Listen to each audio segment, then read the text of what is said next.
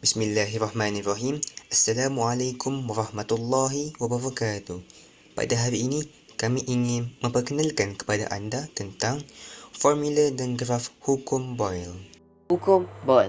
Hukum Boyle menyatakan bahawa tekanan berkadar songsang dengan isi padu bagi suatu gas berjisim tetap pada suhu malar. Hukum Boyle diperkenalkan oleh Robert Boyle. Beliau merupakan seorang saintis yang menekankan kaedah saintifik semasa melakukan penyiasatan. Melalui data eksperimen, beliau membuat kesimpulan bahawa isi padu suatu gas berkadar songsang dengan tekanan gas itu. Beliau merupakan saintis daripada tahun 1627 sehingga 1691. Ini dapat dikaitkan dengan bilangan molekul yang sama bergerak dalam ruangan yang lebih kecil apabila isi padu gas itu dikurangkan. Bilangan molekul per unit isi padu bertambah. Hal ini menyebabkan kadar pelanggaran antara molekul dengan dinding bekas bertambah. Daya per unit luas pada permukaan dinding bekas turut bertambah, dengan itu tekanan gas bertambah. Secara mudahnya, kita dapat lihat situasi ini berlaku kepada belon yang kita mampatkan keadaannya. Belon yang besar itu kemudian kita tekan, dan pada belon tersebut udara di dalamnya akan termampat dan berlaku pelanggaran yang lebih banyak antara molekul-molekul yang ada di dalam belon itu.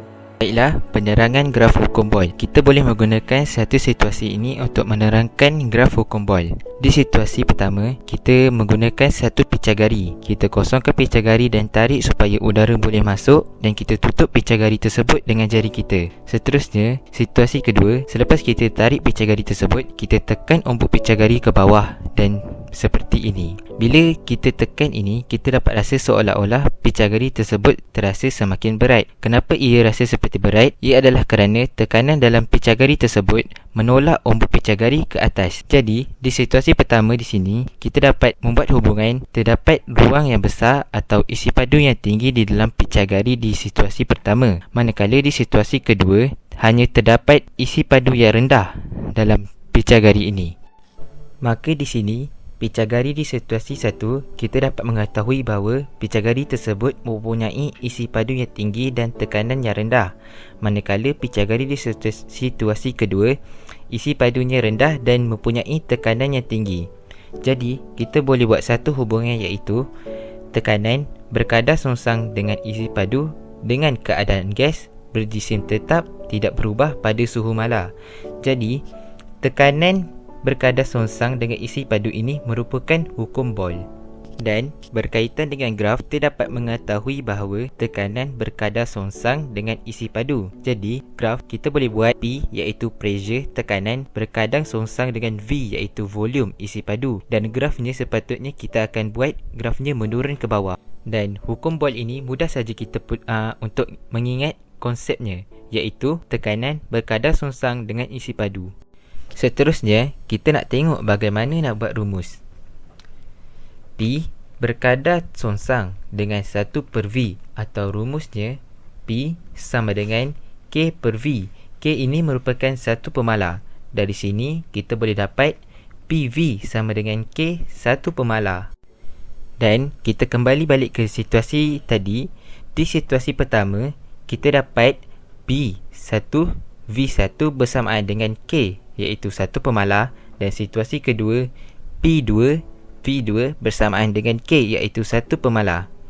Jadi, kedua-dua situasi ini mempunyai pemalar yang sama, iaitu gas yang sama dan suhu yang sama.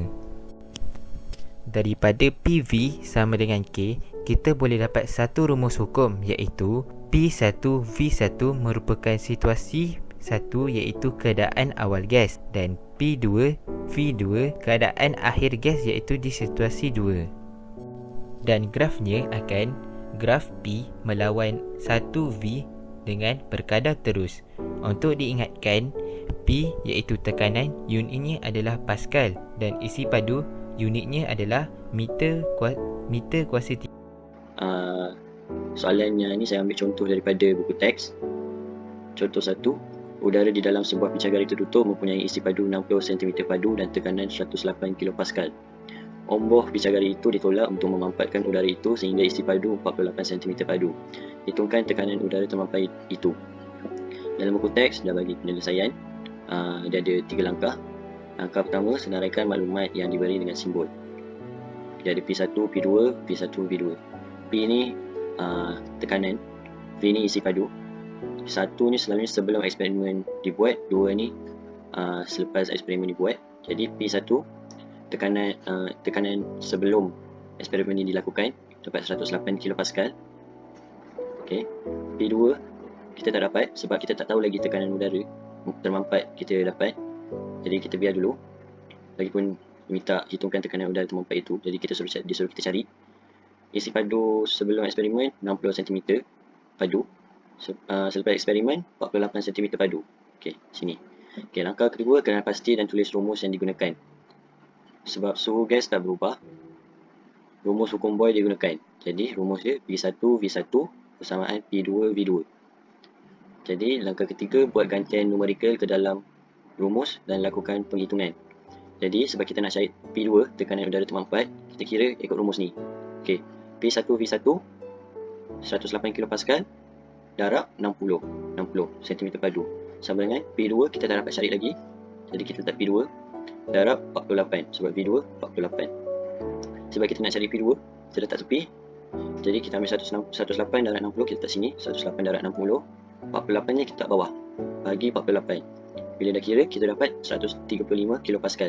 Jadi P2 tekanan udara termampat tu 135 kPa. Terima kasih kerana menonton video kami. Kumpulan kami terdiri oleh 6 orang. Aslam Rofi, Haziq Syahmi, Airin Mikael, Asya Aiman, Khairul Nizam dan Akmal Irfan. Ahli kumpulan kami bekerjasama untuk menghasilkan video ini.